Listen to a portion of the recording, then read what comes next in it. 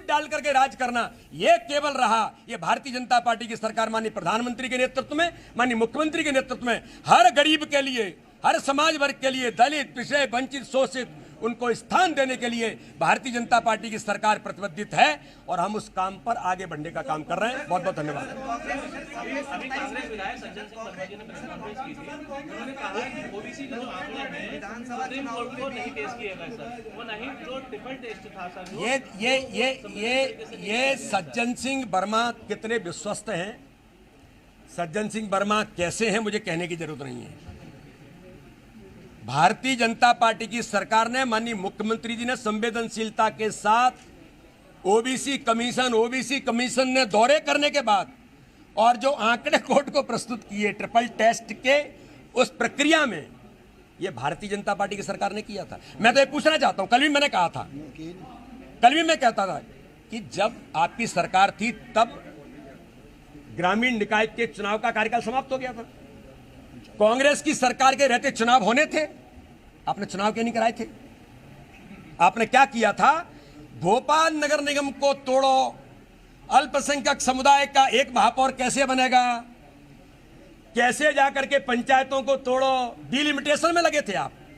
केवल कब्जा करने के लिए कैसे हम प्रयास कर सकते हैं, इस काम में लगे थे आप डिलिमिटेशन के अंदर। लेकिन आपने ट्रिपल टेस्ट कराने का एक कदम, कमलनाथ जी बताएं, कार्यक्रम उस समय इस सरकार को अधिकार था, कार्यकाल समाप्त होने के 6 महीने आपको पहले तैयारी करनी थी कि हमारी सरकार थी, आपकी सरकार थी और उसमें चुनाव होने थे, आपने नहीं कराए थे।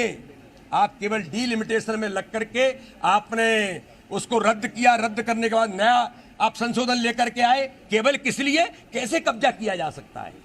अब ये कब्जे और भ्रम फैलाने की और झूठ की राजनीति लोग आपकी समझ चुके हैं। आपका चेहरा सामने है, ओबीसी विरोधी चेहरा कौन है ये तो जनता जानती है। इसलिए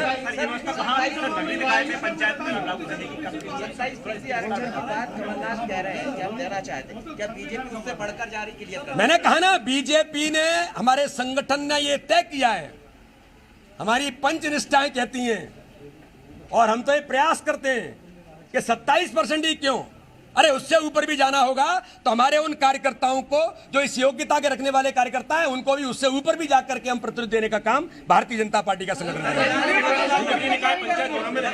सब में एक करके पूछ रहे हैं। मैंने आपको कहा ना कि अभी ये जो इस प्रकार की हमारी जो बात मैंने कही है, ये सारी बातें आज के समय में, वर्तमान परिस्थिति में जिस विषय पर जो मैंने आपके सामने रखा है, उसके लिए मैंने इस बात का उल्लेख किया। निर्वाचन आयोग ने देखिए, मेरा ऐसा मानना है कि निर्वाचन आयोग माननीय सर्वोच्च न्यायालय के निर्णय के अधीन जो काम करेगा, वो निर्वाचन आयोग माननीय न्यायालय के आदेश पर काम कर रहा होगा। लेकिन हमारा प्रयास है, माननीय मुख्यमंत्री जी ने सारे प्रवास रद्द करके अभी दिल्ली में भी वकीलों से, बड़े बड़े एडवोकेट से मिलकर के मॉडिफिकेशन में हम संवैधानिक तौर पर कैसे ये अधिकार दिला सकते हैं, इसका प्रयास पहले दिन से हो रहा था। माननीय मुख्यमंत्री जी, हमारी सरकार फिर कर रही है और जो मैंने कहा है कि इस दिशा में सरकार किसी प्रकार से कोई कोर कसर नहीं छोड़ेगी। कांग्रेस विशेष सत्र बुलाने की मांग करिए, केंद्र सरकार को एक प्रस्ताव बना के भेजा जाए। नहीं, ये कांग्रेस झूठ बोलती है। अरे इतने बड़ी जिम्मेदारी पर रहने वाले लोग झूठ बोलते हैं। इसी विधानसभा के अंदर, विधानसभा में सत्र के दौरान ये पारित हुआ और संकल्प पारित हुआ और संकल्प पारित करके 27% ओबीसी आरक्षण की बात संकल्प के साथ कही गई और वही रिपोर्ट प्रस्तुत की गई और वो कह रहे हैं कि विशेष सत्र बुला करके करना चाहिए। ये सब कुछ हो चुका है और सभी दलों का उसमें समावेश था। हमने उसमें धन्यवाद किया था कि जिन लोगों ने समर्थन किया, उनका धन्यवाद करते हैं। देखिए, भारतीय जनता पार्टी का पहला प्रयास है कि भारतीय जनता पार्टी मॉडिफिकेशन के आधार पर स्थान दिलाए। बाकी मैं सर्वोच्च न्यायालय के निर्णय का हम सम्मान करते हैं। सर्वोच्च न्यायालय के निर्णय जो होगा उसके आधार पर जो चीजें आगे बढ़ेंगी, चाहे वो प्रशासन हो, शासन हो, वो तो करेगा ही। भारतीय जनता पार्टी का संगठन मॉडिफिकेशन की तैयारी में है। माननीय मुख्यमंत्री जी, हमारी सरकार लगी है। बहुत बहुत धन्यवाद। मुख्यमंत्री जी ने बहुत महत्वपूर्ण दौरा रद्द किया। तो पूरी कोर कसर के साथ भारतीय जनता पार्टी कोशिश करेगी कि ओबीसी को आरक्षण दिया जाए, और इसी के तहत वीडी शर्मा ने ये प्रेस कॉन्फ्रेंस कर साफ कर दिया नहीं है। नहीं, देखिए ऐसा नहीं है, ये बहुत महत्वपूर्ण पहलू है।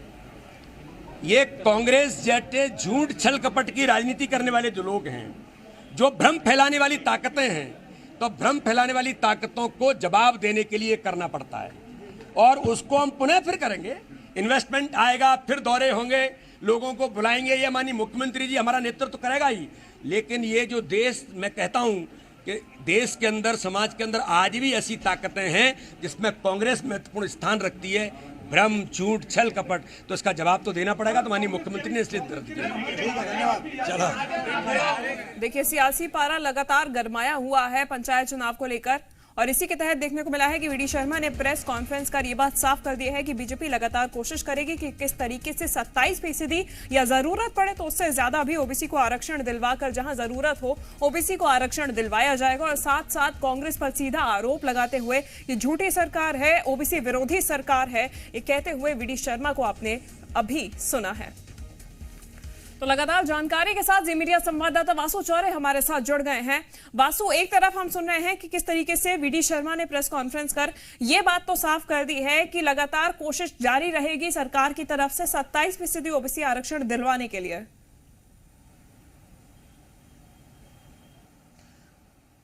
बिल्कुल शुभांगी, देखिए बीजेपी के प्रदेश अध्यक्ष वीडी शर्मा ने प्रेस कॉन्फ्रेंस की और बेहद तेजी से मध्य प्रदेश में जो राजनीतिक घटनाक्रम है, सियासी पारा है, वो बढ़ता हुआ यहां पर नजर आ रहा है। वीडी शर्मा ने साफ कर दिया है कि हमारी सरकार पूरी ताकत के साथ सुप्रीम कोर्ट में एक बार फिर से अपना पक्ष रखेगी। मॉडिफिकेशन को लेकर हम लोग तैयारी कर रहे हैं, और खुद मुख्यमंत्री शिवराज सिंह चौहान इस पूरे मामले पर उन्होंने संज्ञान लिया हुआ है, अपना विदेश दौरा भी रद्द कर दिया है, और इसके लिए जो कुछ बेहतर प्रयास किए जा सकेंगे कि 27%, कम से कम 27% ओबीसी आरक्षण के साथ ही चुनाव हो, इसको लेकर बीजेपी की जो सरकार है और बीजेपी का जो संगठन है वो पूरी कोशिश वहां पर करेगा। साथ ही वीडी शर्मा इस पूरे उनकी प्रेस कॉन्फ्रेंस के दौरान देखिए कांग्रेस पर भी जमकर बरसे। कांग्रेस ने जो मांग की है कि विशेष सत्र विधानसभा का बुलाया जाए, उसको लेकर उन्होंने साफ तौर पर कहा कि पहले ही इस तरीके का जो संकल्प है वो विधानसभा में पारित हो गया, और इसी के आधार पर जो रिपोर्ट है वो पेश की गई। कांग्रेस गुमराह करने का काम कर रही है, झूठ बोलने का काम कर रही है, तो तमाम जो राजनीतिक आरोप है वो भी एक और लगाए गए। और वहीं वीडी शर्मा ने एक और बड़ी घोषणा इस दौरान की है, उन्होंने साफ कर दिया है कि चुनावों में बीजेपी 27% आरक्षण टिकटों में देगी, यानी कि पंचायत चुनाव में और निकाय चुनाव में जो बीजेपी की कैंडिडेट्स मैदान में उतारे जाएंगे वो 27% ओबीसी हो सकते हैं, और ये जो परसेंटेज है ये और भी ज्यादा हो सकता है अगर और काबिल जो कार्यकर्ता है, नेता है, वो क्योंकि लगातार आरोप प्रत्यारोप का दौर यहाँ पर देखने को मिल रहा है पंचायत चुनावों को लेकर। वासु, बने रहिए हमारे साथ, आगे भी जानकारी लेंगे आपसे।